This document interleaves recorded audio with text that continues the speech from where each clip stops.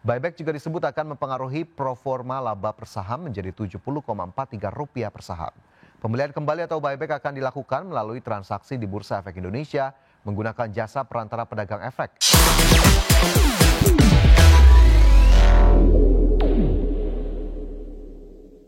Pemirsa, terima kasih Anda masih bersama kami di Market Buzz. Pemirsa, PT Kalbe Farma Tbk akan melakukan buyback saham dengan nilai Rp250 miliar untuk memberikan keyakinan kepada investor atas nilai saham secara fundamental.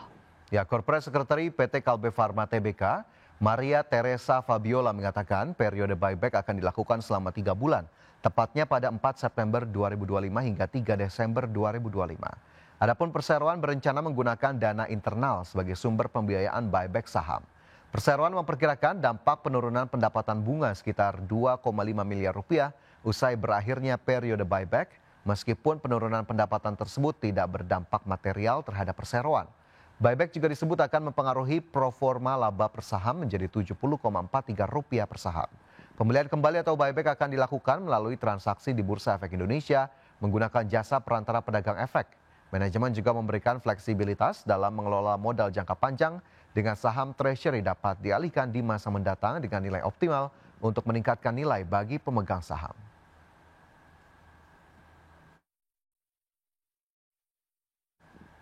Selanjutnya pemirsa, PT Cita Mineral Investindo Tbk atau emiten dengan kode saham Cita melakukan peningkatan modal disetor dan modal ditempatkan pada PT Kalimantan Aluminium Industri atau KAI.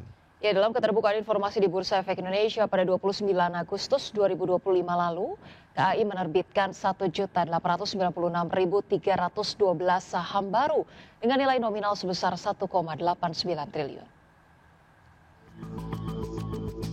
PT Cita Mineral Investindo Tbk atau Cita melakukan peningkatan modal distor dan modal ditempatkan pada PT Kalimantan Aluminium Industri. Dalam keterbukaan informasi di Bursa Efek Indonesia pada tanggal 29 Agustus 2025 lalu, PT Kalimantan Aluminium Industri menerbitkan 1.896.312 saham baru dengan nilai nominal sebesar Rp1,89 triliun.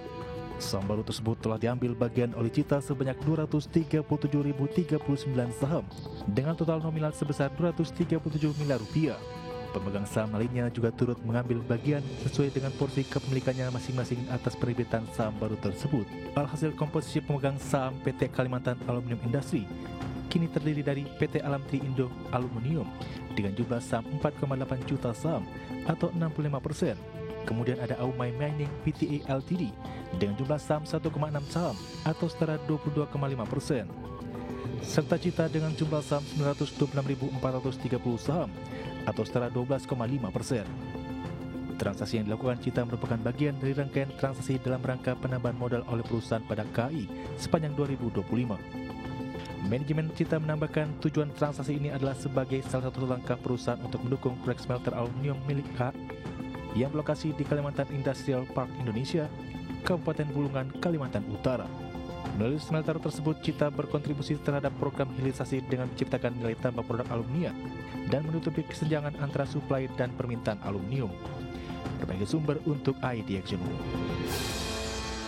Ya, selanjutnya pemirsa, PT Sunindo Pratama Tbk menambahkan modal sebesar Rp13,2 miliar untuk anak usaha Petro Synergy Manufacturing. Ya, penyertaan modal ini dilakukan untuk mendukung ekspansi dan menjaga porsi kepemilikan saham perseroan. PT Sunindo Pratama Tbk menambahkan modal sebesar Rp13,2 miliar untuk anak usaha Petro Synergy Manufacturing. Penyertaan modal ini dilakukan untuk mendukung ekspansi dan menjaga porsi kepemilikan saham perseroan.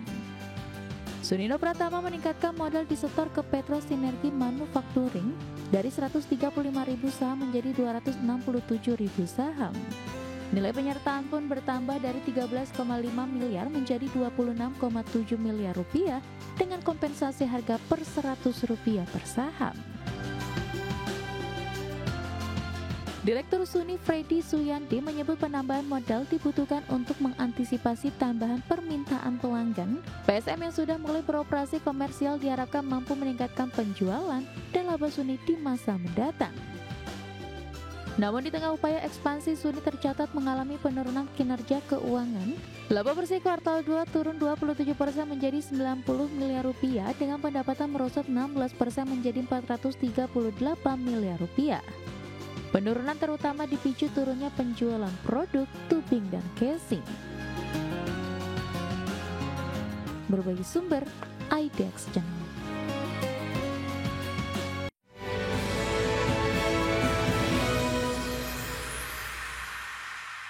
Kembali bersama kami di Market Bus, pemirsa, dan sudah pukul 9 waktu Indonesia Barat. Saatnya kita lihat posisi pembukaan dari indeks harga saham gabungan, pemirsa, dan terpantau berdasarkan data dari RTI.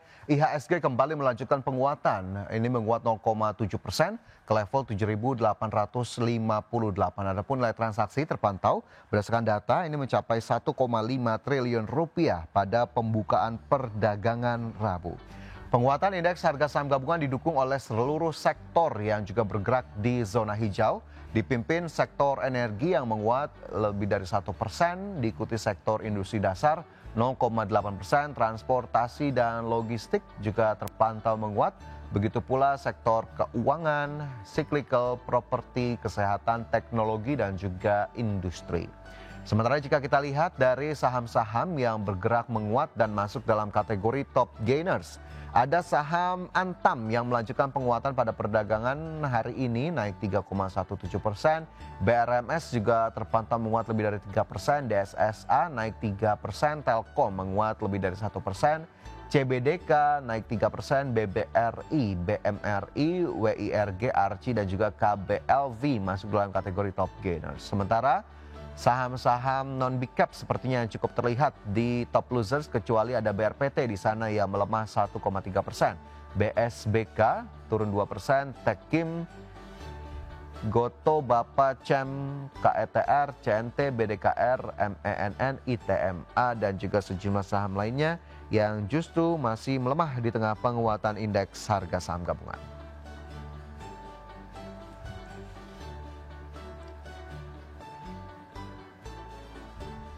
Dan kembali kita lanjutkan diskusi kita bersama dengan Bapak Chandra Pasaribu, Head of Research Analyst PT Yuanta Sekuritas Indonesia. Pak Chandra, bagaimana kemudian posisi indeks harga saham gabungan terkini yang masih melanjutkan penguatan? Komentarnya sedikit Pak Chandra. Ya supaya sesuai dengan ekspektasi kita ya. Jadi sebenarnya memang ini terjadi rebound positif balik setelah dirasa kondisi kondusif. Dan kita lihat I think bagusnya adalah memang market naik itu relatif across the board ya. Jadi saham-saham yang ditunjang liquidity seperti grup Barito atau Sinarmas, atau kita lihat misalnya saham-saham bank relatif naik secara bersamaan sih. Jadi positif sih. Jadi masih sesuai dengan ekspektasi, sesuai dengan perkiraan, dan juga sejumlah saham-saham tadi dari Barito, Sinarmas, dan juga perbankan ini kompak menguat sehingga mendorong indeks harga saham gabungan. Baik, Pak Chandra, kita tahan kembali, kita lihat selanjutnya sejumlah saham pilihan hari ini dan juga Bursa Asia. Bagaimana kemudian posisinya hari ini? Kita lihat terlebih dahulu posisi terkini dari Bursa Asia. Dari indeks Nikkei 225 pemirsa pada pagi hari ini terpantau melemah 0,26% ke level 42.199, kemudian Straits Times Index ini melemah 0,19% ke 4.290, Kospi Korea menguat 0,06% ke 3.177, dan juga Hang Seng Hong Kong menguat 0,64% ke level 25.660. Selanjutnya sejumlah saham yang masuk dalam pilihan ataupun rekomendasi di hari ini. Ada MDKA mendapatkan rekomendasi buy, BMRI mewakili sektor perbankan ini juga masuk rekomendasi buy, TAPG masuk dalam rekomendasi di hari ini juga disematkan rekomendasi buy, dan juga ada ICBP rekomendasi buy dengan level yang juga bisa Anda cermati di layar.